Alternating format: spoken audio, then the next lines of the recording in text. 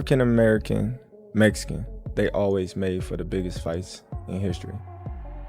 Terence Crawford should fight David Benavidez if they both lobbying so hard to fight Canelo Alvarez. A lot of these good fighters fight each other, and a lot of these great fighters, they fight each other. It's too. Even years after retiring from professional boxing, Floyd Mayweather still finds ways to stay at the center of attention, using exhibition fights and bold, headline-making comments to keep his name relevant and constantly talked about in the boxing world. So sometimes a fighter can retweet something, just to get the people out of their seats or get the people going. And Terence Crawford, hell of a... Now Mayweather has made his most daring move so far, one that could change how people view his legacy, as he spoke without holding back and explained why pound-for-pound King Terence Crawford should pursue the fight many fans believe will never become reality. If I say these fighter names to you, what is the first word that comes to mind? Okay. So the first one is Floyd Mayweather Jr. Great fighter. David Benavidez. Good fighter. The last one is Terence Crawford. Good fighter. The newly crowned pound-for-pound undefeated 5-division world champion, 3-division undisputed world champion, superstar boxer, who is a first ballot Hall of Famer once he retires, Terence Bud Crawford. Floyd Mayweather said in an interview with Fight Hype, Floyd Mayweather made a statement that Terence Bud Crawford should face off against the Mexican-Ecuadorian monster, David Benavidez, the 2-time WBC super middleweight and reigning WBC. It started during a no-holds-barred interview when Mayweather was asked what the next move should be for Crawford, and coming from an undefeated legend who masterminded some of boxing's biggest money fights, his words carried serious meaning, as he made it clear this wasn't just hype by first giving Crawford his respect before going further. Wait. I think when he was like, I'm really super skillful fighter. Very talented. He made a point to give credit first, then shut down talk of a Canelo Alvarez fight for Crawford, calling it unrealistic and offering a blunt alternative by turning the focus to David Benavidez, the dangerous star fans know as the Mexican Monster, making it clear that if both men are chasing Canelo, they should stop stalling and fight each other, with no soft wording, just a direct and honest message. Talk about that, a while back. And I thought about this, if he wanted to go to 168, and he want to fight Canelo bad, and Benavidez want to fight Canelo bad, they can't get Canelo, they can fight each other. Benavidez and Crawford. Whoa, wait a minute. Wow, for real? I'm saying that both of you guys are chasing one fighter. If y'all feel like y'all chasing him and y'all can't get that fighter, then y'all should say, fuck it, we'll fight each other. I don't know. I just threw that out there because you told me about Benavidez trying to fight Canelo, and I know that, Terence Bud Crawford has been trying to fight Canelo. They both been trying to get that fight done. And it seems like both have been trying to get it done extremely bad. Now, if you can't get it done, then make you guys fight. In a moment, a fight that few fans had seriously considered was suddenly pushed into the spotlight, turning from a passing idea into a real and serious conversation almost overnight. You feel me? The man don't look like he want to fight you. You feel me? Right. And this kid there, the business of the game, bruh. Sometimes it just... This wouldn't be a typical fight either, as it would bring together two fighters from completely different weight classes, making the concept even more surprising and fascinating for fans.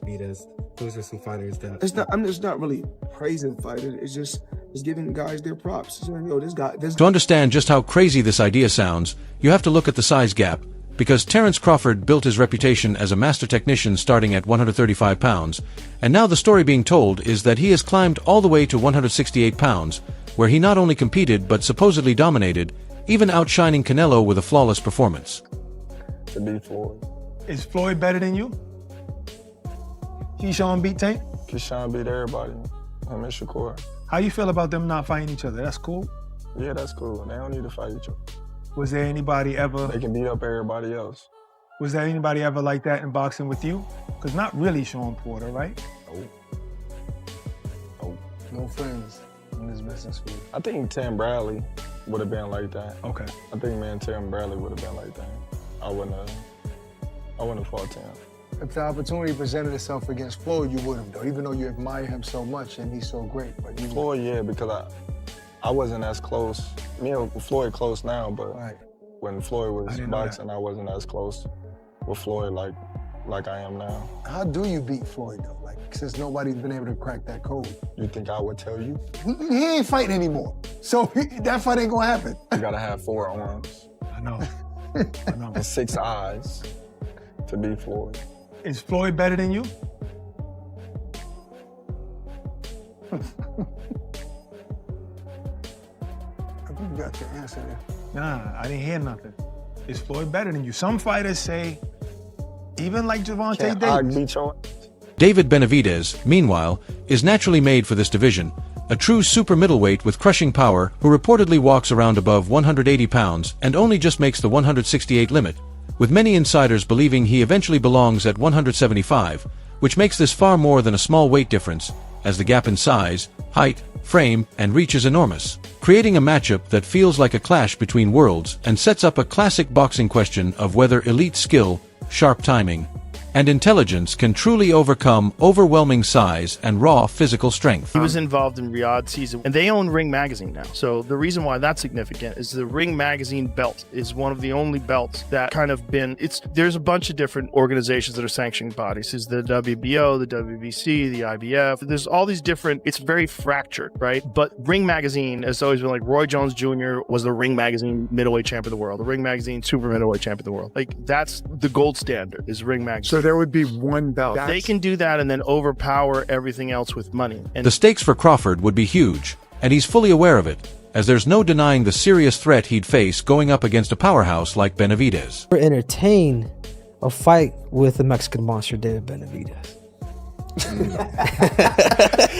But you want Canelo. But you want Canelo. You gotta understand, like. But I gotta ask you, bro, because I can't, you know? My thing is, Benavidez is a big dude.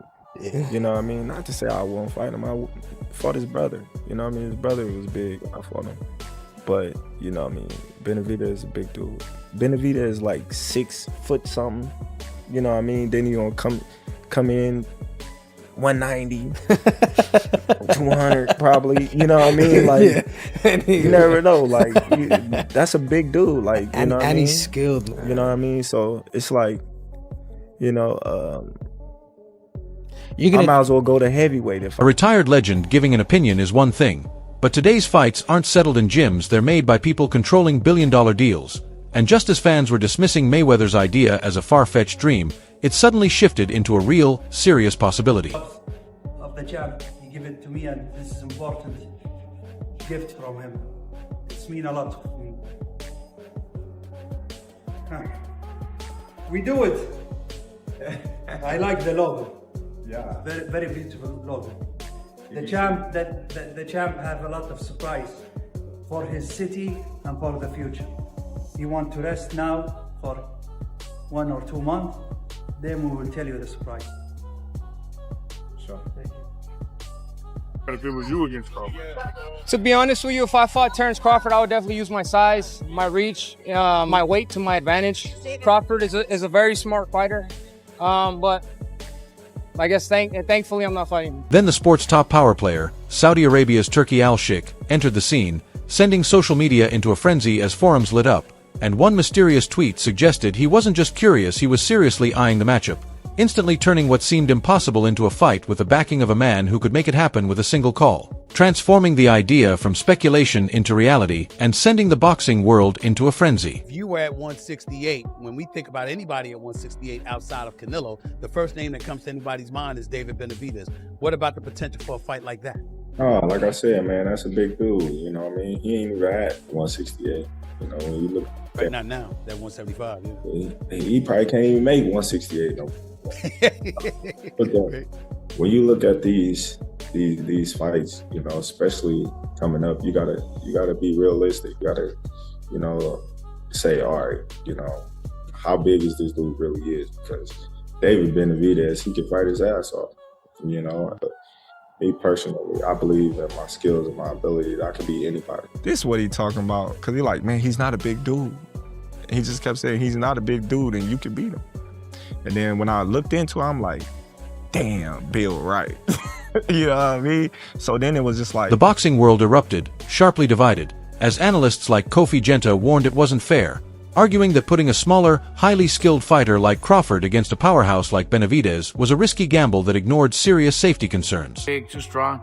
We don't, don't want to see a champion do so much and accomplish so much and then end his career with a bad choice, a bad fight that he shouldn't take. But the other side fought back just as hard, with voices like Lonnie B openly predicting total destruction, saying things like, David Benavidez will destroy Terence Crawford, insisting that raw size and power are unstoppable, sparking debates online, in gyms, and barbershops, and leaving fans questioning whether this fight would be the ultimate test of skill or a disaster waiting to happen. Get your thoughts on when Canelo made that comment. Just what's your thoughts? I don't have a problem with it. I mean, he's speaking how he feels. He knows what he's doing. He's been in huge fights. He's made an enormous amount of money, several hundreds and hundreds of millions of dollars. He's had a fantastic career thus far. He's fought everybody that he possibly could. And David Benavidez is just another challenge out there potentially for him. I'm excited as a fan, I would love to see the fight. But at the end of the day, Canelo's... Amid the chaos, all focus shifted to the fighters themselves, with David Benavidez eager for a career-defining fight and openly accepting the challenge, confident his power would prevail, while Crawford's team immediately rejected it, saying the huge size difference made the bout too risky and unnecessary. He was like, Benavidez. Yeah, he Turkey, did. So. Turkey just posted that this morning, wondering if Benavidez can make 168. Maybe he has plans or ideas of maybe trying to match up Benavidez and Terence Crawford. No, there. No, they ain't doing that fight. Maybe planning on vacating the belts. No, we ain't gonna vacate the belts. We just gonna sit where we need to sit for a minute, and then just like Crawford sits at the top of the sport, and he has safer, more traditional options ahead. Matchups against elite contenders like Tim Sayu or Keith Thurman offer high-profile battles without the extreme danger, keeping his legacy intact while minimizing unnecessary risk. Ever to, make a quick buck or make a quick little penny, but I'm looking at the bigger picture. This is a legacy fight. This is a generational fight, that will be talked about for years. Yeah. Obviously if Terence doesn't want to do that, or there's guys like, I know Tim Tszyu and Keith Thurman are fighting here soon, and I guess he could possibly fight the winner of that. Or do you think, I know there's still that guy, Jaron Boots Ennis, floating around. It's that younger name floating around at welterweight. I know, I think they're gonna have a fight. Boots Ennis. Just like we always say, somebody got to give you a chance. Somebody got to give you an opportunity and a chance. So somebody got to give Boots the opportunity and a chance. Whether it's Terence or somebody else. It seems like, it's been difficult for Crawford to get the Spence fight done. It's been difficult for him to get the Canelo fight done. So his other option is probably... But it's not only Benavidez who poses a threat. Another undefeated powerhouse, Jiren Bunandeni's, waits in Crawford's own division, with a matchup considered just as dangerous, adding even more risk to his decisions. You think there's anything left for him, Coach, or is it time for Bud to move on? Or I'm trying to figure out who he gonna fight next. 160, you can see him fight going I wouldn't do nothing crazy. He looked at excellent. Hey, Blake Islam, he looked at excellent. Is there anybody the most from No, I'm trying to figure out what their team gonna do next. I want to see what's He's next. talking about 160, Coach. I mean, the only thing down there is maybe like a middleweight tournament, 2 fights to undisputed, something like that. But if not that, then what? Who? Well, they were talking about Jaron Ennis going to 160. Possibly going. Jaron Ennis going to 160. If he go to 160, then we got another mega fight. You think that's a mega fight? I don't know that yet, but I'm saying in the boxing fans that know boxing. This new battlefield only fuels voices like Greg Hackett's, who argue that Crawford doesn't need Benavidez at all. He's already at the top. So why risk everything when safer, smarter options exist? Yet for Crawford, high-stakes challenges have always been part of the journey. He spent years in a bitter public split with legendary promoter Bob Arum, frustrated that Top Rank wasn't delivering the mega fights needed to secure his legacy. Especially the elusive showdown with Errol Spence Jr. The split was messy. With accusations flying both ways, Arum couldn't make the big fights happen, and Crawford wasn't seen as a big enough draw. Taking control of his career, Crawford bet on himself, forging his own path to greatness. Now, as the undisputed king, he's being challenged to take on a dangerous new test. To understand why this debate exists, you have to remember Canelo Alvarez, who for years was boxing's face, until September 2025, when Crawford not only took his belts but, in his own words, claimed the throne.